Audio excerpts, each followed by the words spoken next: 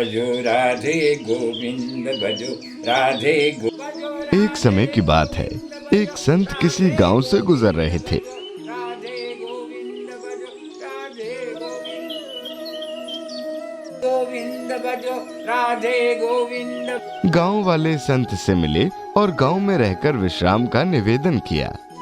तो हो भाग्य हमारे कि आप जैसे संत के हमारे गांव की भूमि पर पांव पड़े। हमारा गांव धन्य हो गया।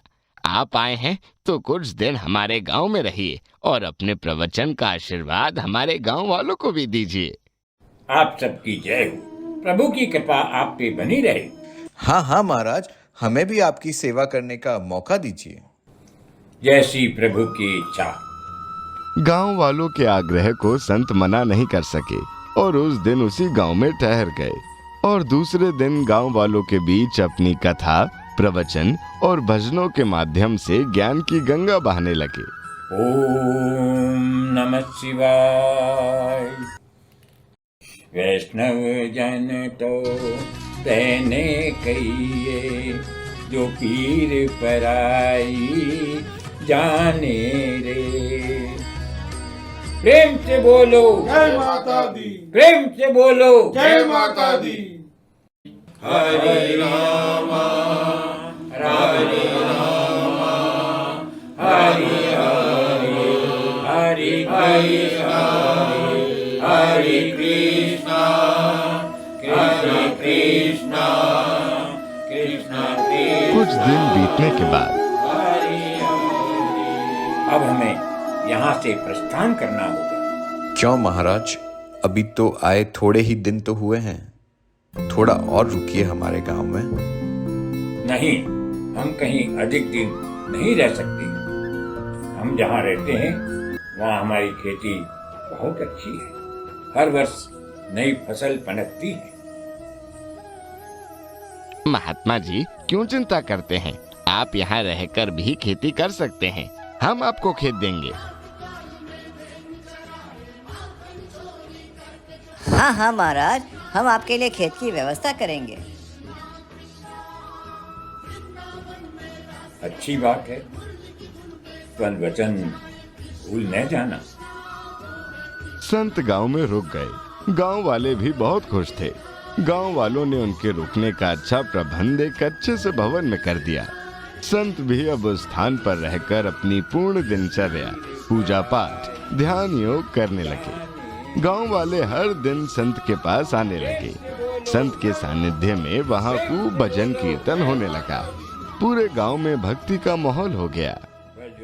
एक दिन, महाराज, खेती करने का समय हो गया है।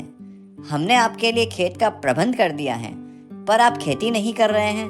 आप खेती कब करेंगे? बारिश भी आने वाली है। आप खेती की चिंता मत करें महाराज। आप तो बस ये बताइए कि किस खेत में क्या बोना है। आपकी खेती हम कर देंगे। संत गांव वालों की खेती करने के आग्रह को अनदेखा कर देते हैं और कहते हैं जब समय आएगा तब मैं कह दूंगा। इधर संत रोजाना गांव वालों को ज्ञान की बातें बताते रहते। गांव के सभी बड़े बूढ़े स्त्रियां संतों के पास आने लगी। हर दिन संत खूब भजन भाव करते। बारिश भी हो गई। एक दिन, वचन भूल न जाना। महाराज बारिश भी हो गई। अब तो बताइए खेती कब करेंगे?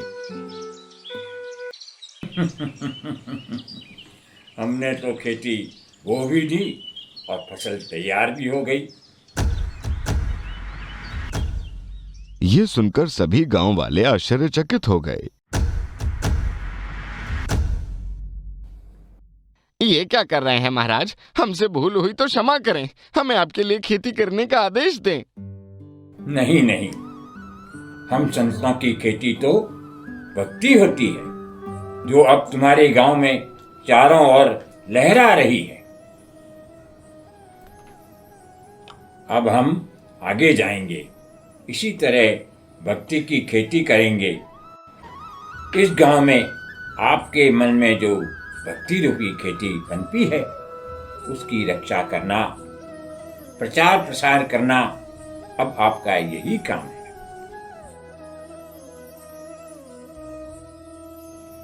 भक्ति में ही शक्ति है और शक्ति में विश्वास।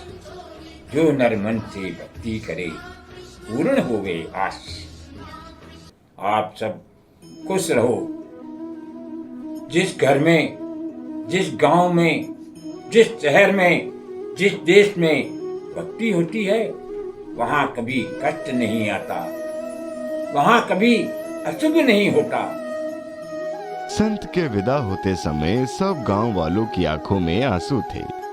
सबने संत की जय जयकार करते हुए संत को गांव से विदा किया।